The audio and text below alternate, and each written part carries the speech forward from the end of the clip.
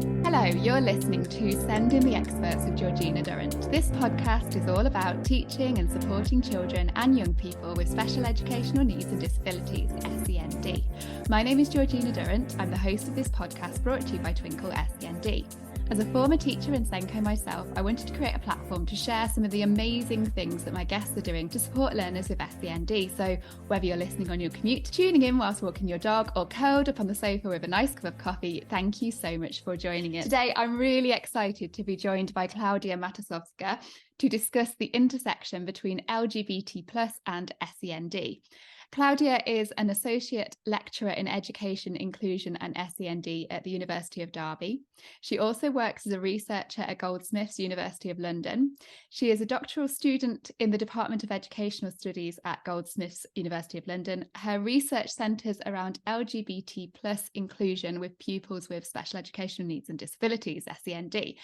Klaudia has a previous experience of more than 16 years working as an SEN practitioner in schools in London. Prior to her PhD studies, she held a leadership position managing the behaviour and attitudes area in an SEN school in London. Wow, Klaudia, that's very, very impressive introduction. How are you? I'm good, thank you. Thank you for inviting me to be part of this podcast. Oh, thank you so much for coming on. I think it's such an interesting topic. I'll be really excited about meeting you and chatting with you about this. So I'd love to start, if we can, with learning more about your background in SEND. Can you tell me about your career so far? I know we've touched on it a little bit, but if you could give us some more details, and in particular, why you're so passionate about supporting children with special educational needs and disabilities. So I started my SEN career about 2 decades ago, really. I first started as an au pair working with children who had autism, and then I went into my first school-based job where I worked as a teaching assistant in an SEN school for about 8 years before I went to study for my PGCE qualification to become a teacher. Mm-hmm. So basically my whole professional background is in SEND. Yeah. And I worked as a teacher for about 7 years, and then I made the decision to go into academia and pursue my PhD. Mm-hmm. So just given my overall experience as an SEN practitioner, that's what inspired me to want to do a PhD in the area of SEND.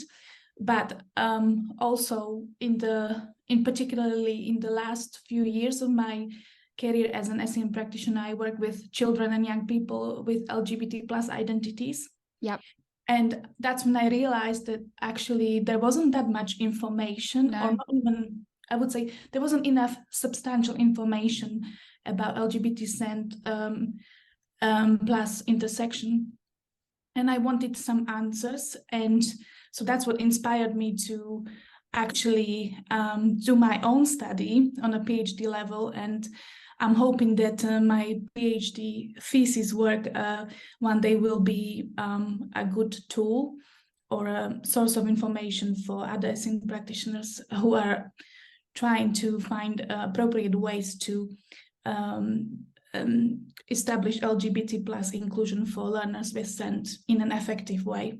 Yeah, that would be brilliant, wouldn't it, if they can then use that as like a starting point to provide sufficient support. That would be fantastic. So can you tell us a little bit more about this PhD, because it sounds so interesting? Your thesis is on LGBT inclusion with children and young people with SEND. Can you go into a bit more detail? Obviously, I know a thesis is huge, so you don't summarising it into a few minutes is tough. But yeah, could you give us a few more details about it? Sure.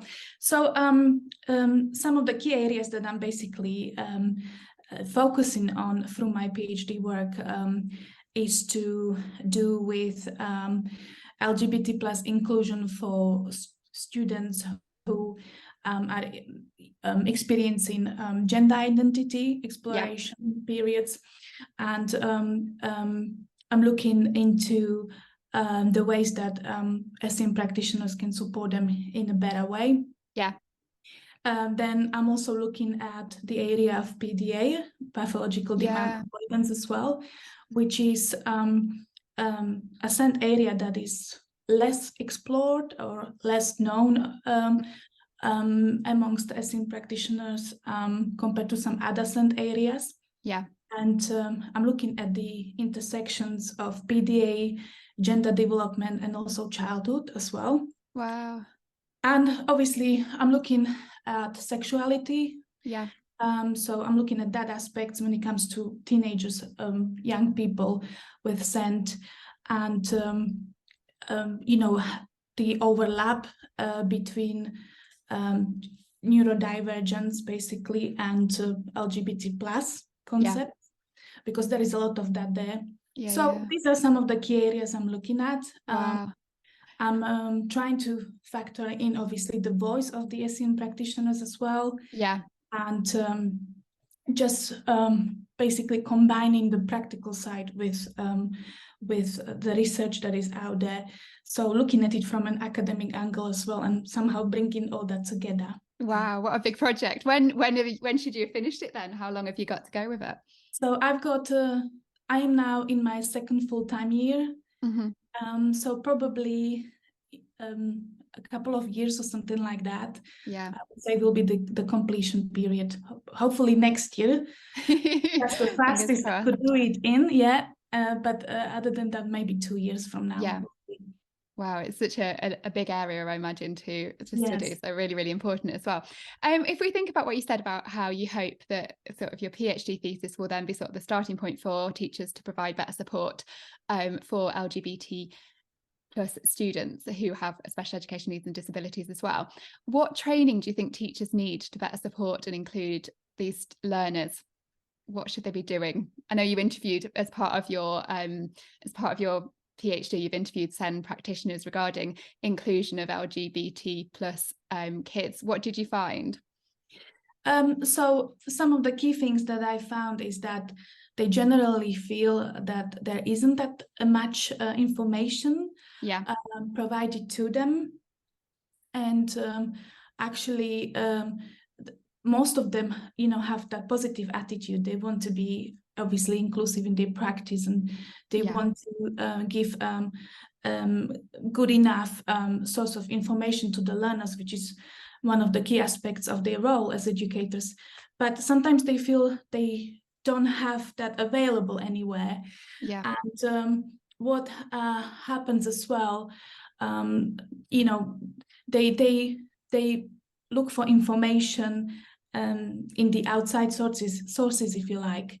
So when they were talking to me, they were saying that they wish there was more guidance in the policies, more guidance about how to make the curriculum more inclusive. So what often tends to happen is that schools do invite, trainers from the outside, if you like, to come in and offer these LGBT plus workshops, which is great. But actually there is that sense of, gender and sexuality not being fully embedded into everyday school culture, I feel like. Yeah, almost like it's an add-on event, or someone's coming in to talk about it, and then it stops and we go back to normal, rather than it being woven into sort of into the everyday life. Yeah, and it shouldn't really be about the, odd LGBT plus assembly or the odd LGBT plus lesson here and there. It should be really part of the everyday school life, everyday school of the community. So it's basically them seeking guidance on how to embed the LGBT plus concepts into their curriculum, into their policy, into the environment around them. All of these things need to be considered.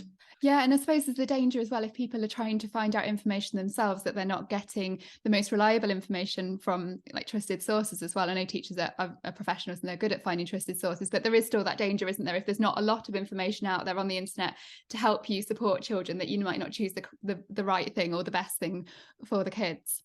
Absolutely, and it leads to uncertainty, and I suppose, the fear that they may have about saying the wrong thing, is still maintained within them. If they don't feel like they have a proper guidance to go on, or not sufficient enough guidance. And sometimes, to be fair to schools, what makes things difficult is that the Department for Education, in the case of primary schools, have given advice on making a relationship and sex education LGBT plus inclusive only as something that they would advise rather than require, as they did in the case of secondary schools. Yeah. So that puts primary schools and the staff in a difficult situation. Because now they have to justify, let's say, to parents why the LGBT plus inclusive approach they're taking is the right one. Yeah. When you think about children with disabilities and young people with disabilities, the general assumption often is that they are sexual, they're just childlike, they often infantilized, really. So that concept, that aspect makes it even more harder for the schools to have to justify everything. Yeah, that's really hard, isn't it? Especially if they're all having to be justifying it rather than it being an overall, being overall guidance. That's really, really hard. So what if a teacher, well, there will be teachers listening. I keep saying this, Klaudia, on the podcast, like, if a teacher is listening, I do know teachers do definitely listen. So to the teachers that are listening, if they're thinking, what can they do tomorrow when they go back into school?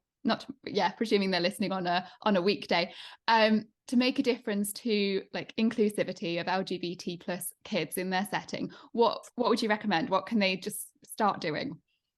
So I think one of the key things that they could start doing is accepting the fact that lots of children with SEND, especially autism, will not think of sexuality and gender identity in binary terms. And what I mean by that, they will think of it probably more in more fluid terms, certainly when it comes to gender identity.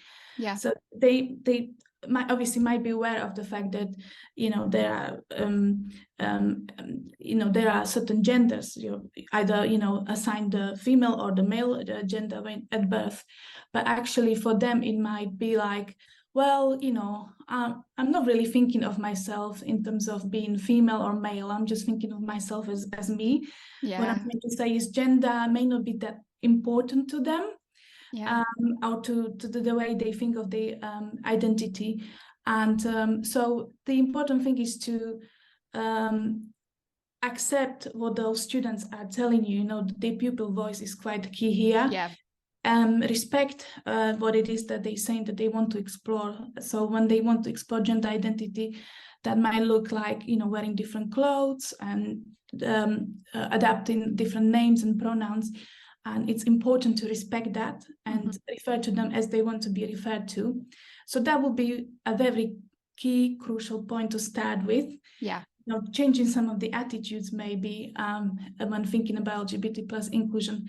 And what I also sometimes find is when people think of gender identity, they automatically somehow match it with sexuality, the kind of underlying fear a little bit, thinking, is this appropriate to talk to them about, when really they just going through their gender development period as children and, growing young teenagers.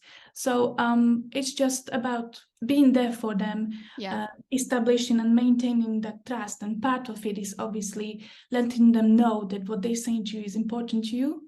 Yeah. And that obviously should include validating their views. That's what I'm trying to say. Yeah.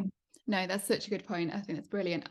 So gender and sexuality can be quite complex topics, and you've worked in schools with learners with complex needs. How were you able to make these ideas accessible for learners with complex needs? Because I think that might be an area that some of our listeners will be thinking about. If they've got a class of children with complex needs, how do they then broach the subject with them, and how do they be inclusive? Yeah, so basically, I think the general thing really, or one of the key points to remember here is, before even starting any work with learners with more complex needs, is that, there is that general assumption sometimes that learners with complex needs, learning needs are asexual, they can't possibly have their own opinions about their gender or sexuality. Teenagers with disabilities of all kinds are often infantilized. Yeah, they are. They are, and also, so I see my work as very important in terms of facilitating the student voice, which is what I tried to do when I was working as an SEN teacher, and we had rainbow clubs, and I worked with colleagues, some of whom had students with more complex needs. Yeah. And we included them in different ways, really. They were still part of the LGBT plus inclusion. But for example, we would focus on explaining to them the fact that being different is okay. And we would introduce activities where they would be able to share about their favorite toys or objects that they like to interact with their peers. Yeah. Showing each other that this is one way of being different and it's okay to accept each other. Yeah. And sometimes we have different family members. Some of us have parents of the same sex. Some of us have parents who are gender diverse, and it's okay to have different families. So talking about the family aspect and the fact that there are families out there, which is something that is part of their life. Linking it to something that is familiar to them, familiar concepts help, and talking about diversity in terms of the fact that we are all different and it's okay to be different, and also it's important to accept each other and none of us are the same. Include them in sensory activities to do with the rainbow theme, for example, helping them make sensory trails of different colors that can be in their classroom environments that they can contribute to. So these are some of the things that we did with them. Yeah. So there's always a way to include them. Yeah. The important thing is to remember, not to exclude them on the assumption that they are sexual or they won't understand certain LGBT plus concepts at all. So it's better not to go into that at all with them. That's the wrong approach. It's excluding them automatically right from the start, and that's not what we were about in our school. So, that's such a good point, though. I think there's teachers sometimes feel worried about saying the wrong thing or doing the wrong thing, so it's easier not to do it at all, and that's wrong, isn't it? It's better to go out of your comfort zone, try and learn about these things to make sure you're being inclusive of everybody. I love the sound of these rainbow clubs. Can you tell me a bit? So if someone was wanting to set one of these rainbow clubs up, then what exactly is it and what did you do? So you've touched on a few activities. Yes, so basically the rainbow clubs were about facilitating the student voice. And we would start each session with letting them say hi, so and so. Sometimes we would have guests as well joining us, so it was always important to start with introductions, even though they generally knew each other, and they would introduce themselves with their preferred names and preferred pronouns as well. And the other way of running these rainbow clubs was for them to have the opportunity not just express themselves in terms of the LGBT plus identities, and we would discuss all sorts of different topics on inclusion, how to be a good LGBT plus ally and things like that. It would be a way for them to also talk about policies, the inclusion policies that we would enable them to contribent to. So they would come up with ideas such as adapting the uniform policy, having gender neutral toilet spaces in our school and things like that. So they would have a way of basically, how to put it, they would have a way to contribute to the policies, not just, help with running the assemblies. They would have a way of contributing to the overall aspects of the school life. And, so that they will feel their voice is really taken seriously, and not just during the rainbow club sessions. So we ran them to include them more in the way we ran the school and organized the system in the school around policies and everything else. And we would also inform the parents, obviously, about the work that we were doing, and we would find a way of informing the parents through newsletters, for example, about what it was that they were doing, their children. So it was the idea was to dissipate any stigma or fear around LGBT plus concepts, And in the center of it was the student voice. So we led the students to basically run the Rainbow Clubs, if you like, and they chose the themes they wanted to talk about, whatever it was that was on their mind. So it was almost like a therapy sort of. It sounds a bit like sort of like the student council for inclusion as well, like it's sort of a part of student council, but just focusing on inclusion, which is lovely. You mentioned about informing the parents. Did you always have sort of positive feedback from the parents regarding the Rainbow Clubs? So generally speaking, it was more positive than not. Good. But having said that, I think what contributed to that was the fact that we, even before we established these Rainbow Clubs, we obviously informed the parents of our plans to do that. And I'm going to talk about some of the parents that I had in my own class. I mean, that were attached to the children I had in my own class. And there was one parent in particular who was a little bit worried about this. Mm-hmm. It's not necessarily the fact that she was opposed to it, but when she was growing up, she didn't have this type of curriculum or LGBT plus information as part of her everyday life. So sometimes the attitudes are not based on, oh, I don't want to deal with it, but they're a little bit fearful of it because it's new, if you like, or it's something that they still need to get their head around. And she was coming from that angle, so she came to talk to me. And she said, well, I'm worried, Klaudia, if you're going to, have some LGBT plus reading times about LGBT topics, such as LGBT plus families and things like that, that my son might turn gay by the end of these, sessions. Literally, she was thinking, oh gosh. Yes, he would turn gay, and she was very worried about it. So I simply approached it by saying to her, look, I identify as a Christian person, and if you, for example, talk to me about your religion, which wasn't Christianity, do you think I would convert your religion by the end of your by the end of your talk? She said, no, of course not. So I said, that is the same thing. We're not trying to convert anyone. We're just trying to basically inform our students about the different types of members of our society that are out there.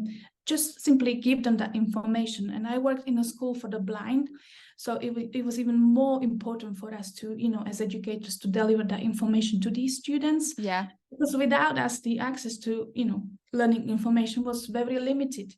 So that is how I approached. I love the way you approach that with a parent. It's such a good way of explaining it. And I'm sure that quote's going to be used on our social media after this podcast. That's a fantastic way of explaining it. In the interview with Twinkle Digest a while back, you mentioned that research showed that the curriculum in schools is strongly binary. What did you mean by this? So basically, a binary curriculum is one that is that makes heteronormative assumptions, mm-hmm. and that take the stance that there is only one correct way of thinking about gender. So you're either male or you're female, and every choice we make in teaching as educators. For example, when it comes to reading books, posters, problem questions in maths, even topics in history, subjects in arts, any of that really can have aspects of LGBT plus inclusion. Yeah. So any attempt in teaching with regards to these aspects is an opportunity to disrupt all kinds of norms. And from ideas about who is allowed to even have a romantic partner, and let alone what gender they are, to the dominance of white British experience as shared experience for all of our students. So can you give us some more examples then of ways teachers can make the curriculum more LGBT plus inclusive across different subjects, like more practical examples of what they can do right now? Sure. So for example, when it comes to English and literature, we could, for example, think of designing literacy lessons in a way that would make them consist of writing activities about famous autistic and gender non-conforming people, reading literature on gender diversity and families that break traditional models. That's usually a very good way for tackling and preventing bullying as well. Yeah. Both teachers and parents can, invest in books about characters with different gender identities, for example. Brilliant. There is a book called I Am Jazz by Jessica Herfeld, for example. It's just something that they could read about because it's based on a transgender person's life experience. Oh, wow. Math and numeracy, I would say numeracy lessons can be adapted in a lot of ways. Really, for instance, you could include people with different types of gender identity when designing tasks for your learners, such as collecting and analyzing data, which involves a variety of choices for gender categories like gender fluid, gender non-conforming, agender, male, female, non-binary, all sorts of categories. Yeah. And when it comes to art and music and other creative subjects, maybe consider learning activities that challenge traditional gender roles. For example, you can state that pink or red are not necessarily a girl's color. Blue and green are not just for boys. Ballet is not just a girl's activity, and so on. So engage your learners in creative activities based on the work of maybe famous LGBT artists such as Sam Smith or Frida Kahlo, somebody who had an LGBT plus identity. She was bisexual and she also had a disability. Did she? I didn't know that. Yeah. So she's a perfect example of with different, with the LGBT plus and intersection, if you like, that you can use as part of your curriculum. So these are some ideas that you could try to make it more to make it more LGBT plus inclusive. Yeah, I think that's really important. So what changes to the way teachers deliver RSE curriculum would help to address this and support trans non-binary students? So, for example, one way would be to give lots of opportunities for students to talk about people they know in their lives, families, and the media as well. Give lots of varied and diverse examples of experience from popular culture. Audit the whole curriculum, looking at all the protected characteristics of the Equality Act 2010, and make sure every single one is actually usualized throughout. So it's made part of the curriculum in all its aspects. And use neutral language, that's quite important. So not gender-oriented language if possible. And ask yourself if you really need to use a gendered term. Yeah, that's a good point, because you do slip into it, don't you, when you're teaching like he and she, when you can just say they, it wouldn't really make any difference, would it? Would that be better than if you just said like they, I don't know, the maths problem, they were, I can't think of a maths problem off the top of my head, but they were adding up 3 + 4 and blah, blah, blah, saying they instead of she or he as automatic. Yeah. And so, for example, when it comes to greetings, instead of saying hello girls and boys, you can say hello everyone. That's just an example. Instead of girls open your books, you can say class 4B, for example. That is such a good point. Yeah. Gosh, for example, saying things like I need 2 strong boys to help me move this table. Say I need 2 strong people to help me move the table, please, and things like that. So it's just generally thinking about, do I need to really use a gender language here? It can make such a difference to the inclusion of your pupils, especially obviously if you've got some transgender pupils or pupils who are gender neutral and things like that. So yeah, gosh, that's making me reflect on my own practice when I was teaching, and I'm feeling bad that I said things like that. I said, can I have 2 strong boys to carry something? And you think back and you think there was no need. I could have just said 2 strong people, couldn't I? Yes. It does make you, so I suppose you're inviting people listening to sort of reflect on their practice as well and think, is it necessary to be using those terms? Can you be more inclusive of everyone in your classroom? So there seems to be a link between neurodiversity, I know this is something that your thesis sort of covers, neurodiversity and autism in particular, and identifying as non-binary or transgender. Can you tell us more about this then? Sure. So Autistic people, I would say they're just more resilient to heteronormativity. They are more likely to feel drawn towards living their own self-evident truth rather than bending to the societal will, if you like. Yes. And in this respect, I feel we have a lot to learn from them. Yeah, definitely. So like I said before, they don't necessarily think in binary terms. And it's the idea of sexuality and gender identity is often fluid. Yeah. And this is why it's important that when as educators, if we work with children or young people who are going through gender identity transformation type of period, then we need to support them and actually listen to their voice and listen to what they're saying to us, how to support as well. That's quite important, because at the end of the day, they are the experts on their own lives, that's so important.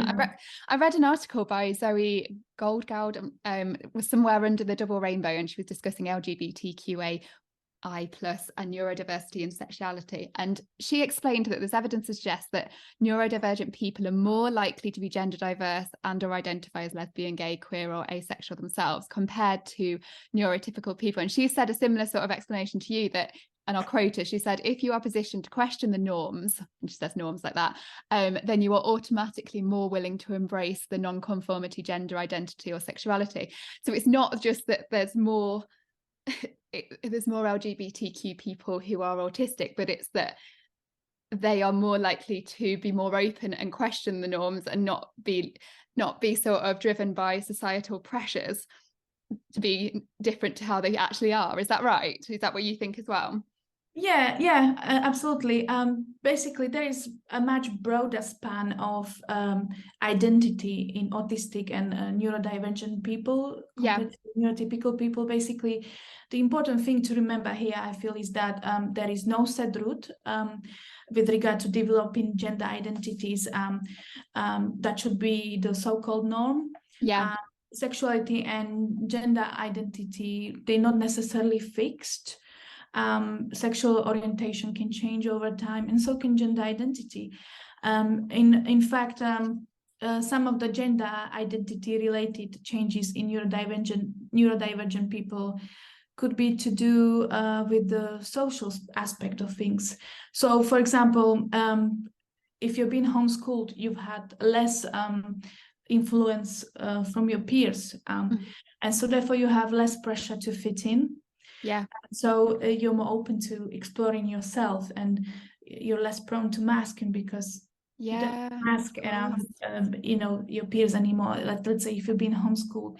And recently I interviewed some SEN practitioners about some of the stigma that some of these children experience, and what I found that when they come from mainstream settings and they go to SEN settings, they often relate to the teachers once they feel that trust established, that they felt the need to mask a lot in mainstream settings and to fit in, and they come with almost like a triple layer of stigma attached to the identities, because in mainstream settings they feel they stick out a bit more, if you like. They have the pressure of not only for them, to hide their disability, if you like. But also they often feel they're not equal to the other peers, or they're not equal academically. They often tend to think of themselves as not very clever, if you like. And so they put themselves down internally, and plus if they have LGBT plus identities as well, to factor in, that double or triple layer stigma that they feel is attached to the identity is quite demoralizing for them. They don't want to be different in so many different ways, I suppose. Yes, it can make them quite depressed, really. What I'm trying to say is they just have a different way of thinking about it. It doesn't mean it's the right or wrong way, but in mainstream settings for them it's quite difficult to have to explain that. So Often when they're in SEN settings, they feel more free to be themselves. They feel more supported in certain aspects. And also in mainstream, there's a lot of that focus on the academic side of things. That's not to say that obviously SEN schools don't care about the academic achievements. They do. Yeah. But they also, in the difference, what I'm finding from these interviews is that, in SEN settings, there is more space for them to talk about, personal development and the emotional side of things as well. That is important, the emotional well-being, the pastoral care, and all that. And so this is often when they actually feel they're more at ease at expressing who they are. And this is also why I wanted to interview SEN practitioners, because they have an insight that is important to be shared via research. And I feel like there is not a lot of research that actually involves SEN practitioners' voices. No, that's a good point. Yeah. And there's also very limited information when it comes to the views of young people or children with SEND as well. Yeah. So this whole overall LGBT plus and intersection is very under-researched as an area.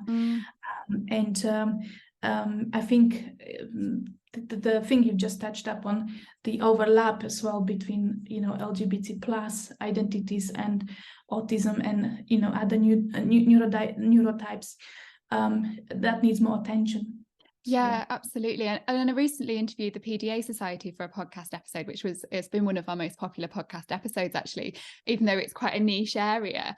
It's been great actually to see how many people are wanting to learn more about PDA, and I know it's an area you're particularly interested in. You recently interviewed, I know as part of your research, you've interviewed lots of SEN practitioners and you've been saying about that, but you recently interviewed some about PDA as well and gender identity. What did you find out just thinking about PDA then?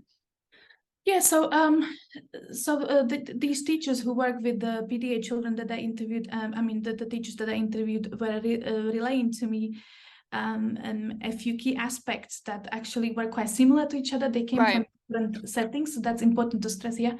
And they were saying to me that some of the things that they witnessed is that when a child who is a PDA child starts going through a gender identity exploration time, they often mention that they don't feel like they liked while they've been in certain gender. So in order to be liked by others, they want to explore the other gender identity that they feel would suit them more.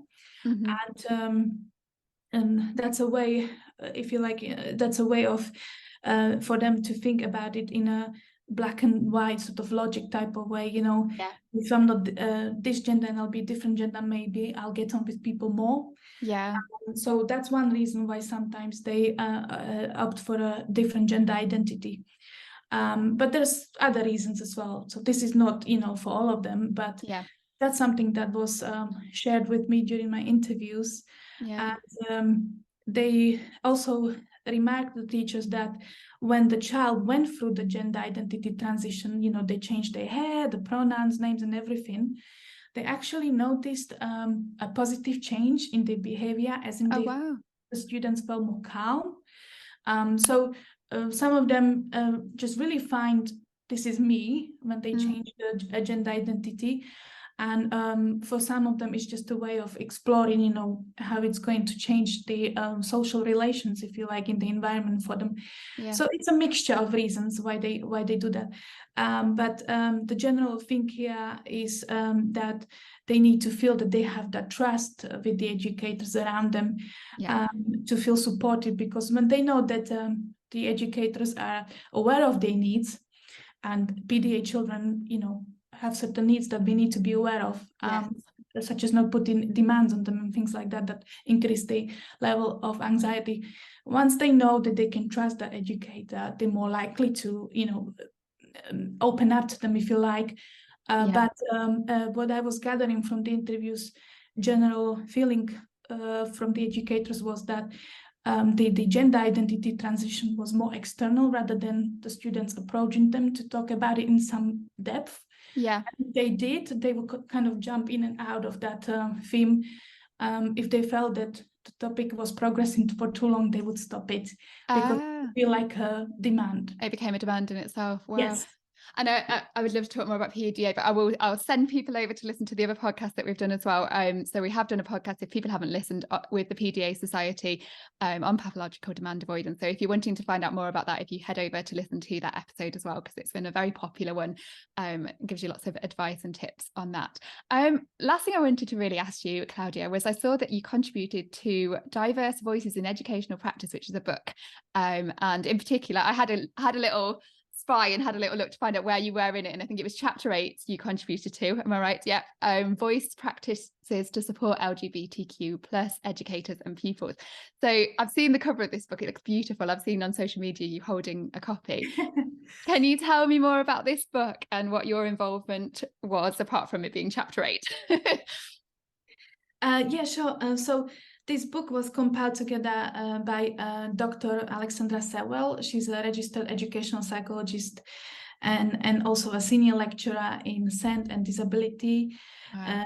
At the University of Worcester, and she basically put together a book that has views and opinions and experiences of many different educators and professionals who contributed topics. Who contributed, stories basically to do with diverse voices, the pupils, and they would basically focus on stories around children and young people who are from the marginalized groups, such as SEND, LGBTQIA+, and so on. And the aim of this book is to make these diverse voices meaningfully understood. Yes. And this is also a workbook, I should say. So, oh, is it? I didn't realise that. It's a workbook. Yes, it has reflective tasks in it. Oh, brilliant. So is that for the students or is that for the practitioners and teachers? So this is just generally for anyone who wants to basically read the book and just kind of, put it into good use. It's mostly, I would say, for professionals and educators working with children from marginalized groups, but anyone can have a go. I didn't realize that. That's cool. Yeah, so it's a very fun book, not just to read but also to engage with. Basically it focuses on advocating for clear and inclusive ethos. And demonstrate, and the idea is to demonstrate how voice work basically can help to do things such as decolonize the curriculum. There's aspects of that in the book, or promote a positive LGBTQIA+ environment in school settings and things like that. So with pupil involvement. Yeah, that sounds a brilliant book. And then lastly, if I can just ask you about your work. So you offer SEND related consultation and training to schools and to other types of organisations or individuals with an interest in sort of your expertise, the SEND and or LGBT plus inclusion for children and young people. I'd love, so what you can pitch it to people, because there'll be people listening wanting to find out more from you. So what do you offer and how can people find out more from you? So I basically offer LGBT plus inclusion staff training for people who work in SEN school settings, for example, or any type of organization that involves work with pupils with SEND. So it could be also mainstream schools with large cohorts of students with SEND. I offer staff workshops, CPD days. And the idea is to basically embed organizations with, provide organizations with advice on how to embed gender and sexual orientation into the fabric of the organization. And I also write for other people, so I might write a blog. I might also, I have actually produced evidence-informed course portfolios for staff development, for staff agencies who employ SEN teachers and SEN teaching assistants who are being sent into schools to supply for other staff. So just to prepare them, on what to expect in SEN schools and how to work with students with SEND. So this is the kind of type of work. How do you fit all of this in, Klaudia, when you're doing your PhD? Plus doing all of that. That's incredible. Well, the good thing about this is that a lot of it links with my PhD. So whatever additional work I do outside of my PhD, it really always comes back to my PhD at the end of the day. So it's it's all together, isn't it? And I suppose being in schools and talking to SEN teachers and stuff is all part of what you need to feed into what you're doing. So yeah, it's a win-win both ways, I suppose. Well, thank you ever so much for talking to me. You've been a brilliant guest. Thank you so much for having me. What an interesting guest. We've popped some resources that are relevant to this episode in the notes below on YouTube and on the podcast provider. So do have a look at those if you want to find out more about this topic. And thanks again for listening to Send in the Experts with me, Georgina Durrant. Catch you again next time.